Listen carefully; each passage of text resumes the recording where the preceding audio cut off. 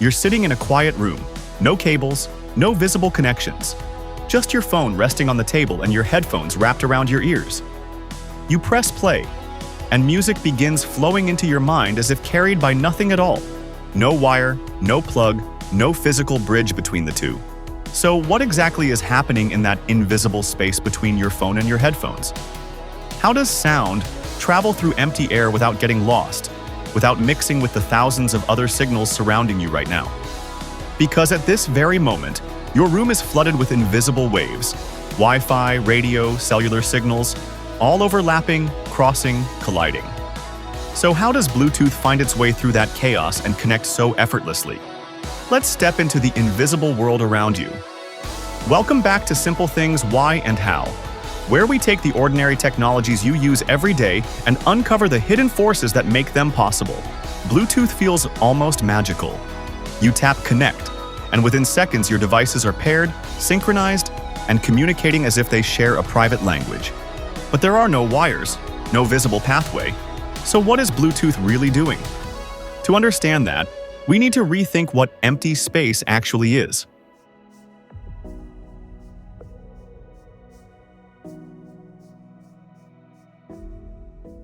When you look around your room, it appears calm and still.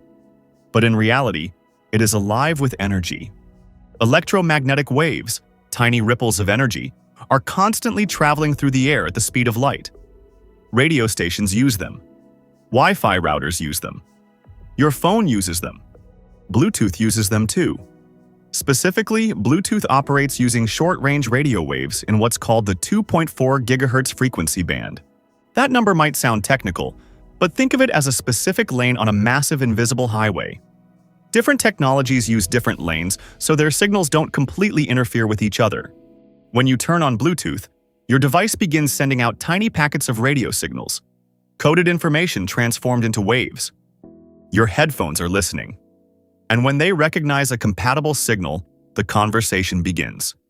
Before music ever plays, something important happens. A handshake. Your phone sends out a signal asking, "Is anyone out there speaking my language?" Nearby Bluetooth devices respond with their identity, names, capabilities, unique digital addresses. When you tap on your headphone's name, you are essentially saying, "Yes, I choose this one." Then, the two devices create a shared understanding, a secure link. They agree on how they will communicate, how they will encode and decode information, and how they will keep others from interrupting. From that moment on, the connection feels instant.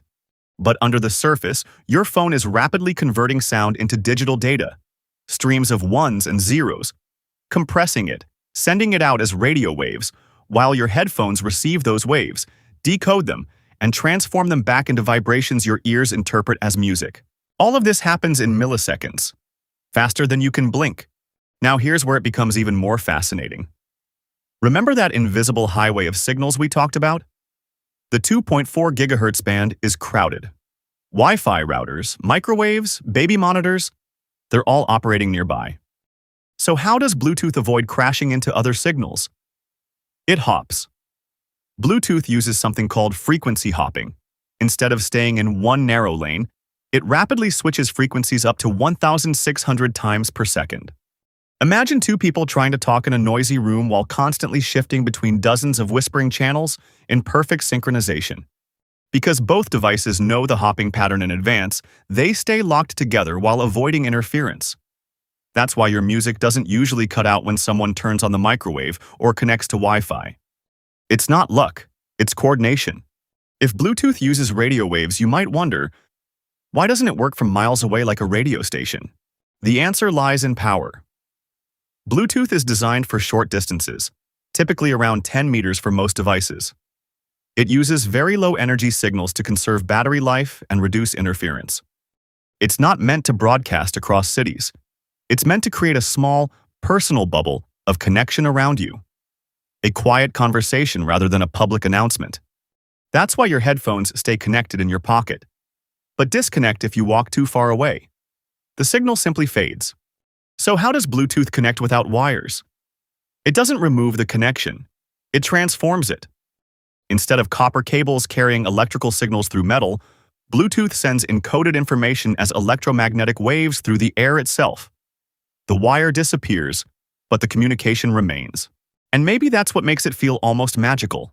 Because we are so used to seeing connections physically, cords, plugs, tangible links, that when something works invisibly, it feels mysterious. But the space between your devices isn't empty. It's alive with structure, rules, and invisible pathways. Bluetooth simply knows how to navigate them. Right now, as you're watching this, there are signals moving through the air around you, conversations between routers and laptops, messages traveling from phones to towers, data flowing silently through space. And your Bluetooth connection, if you're using one, is just one more whisper in that invisible storm. It's a reminder that connection doesn't always need to be seen to be real. Sometimes the strongest links are the ones you never notice.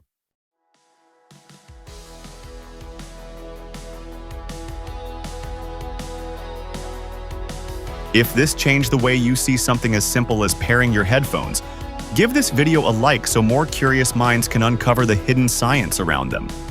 Share it with someone who still calls it Bluetooth magic. And subscribe to Simple Things Why and How, because the world is filled with invisible wonders waiting to be understood. Until next time, stay curious, even about the air around you.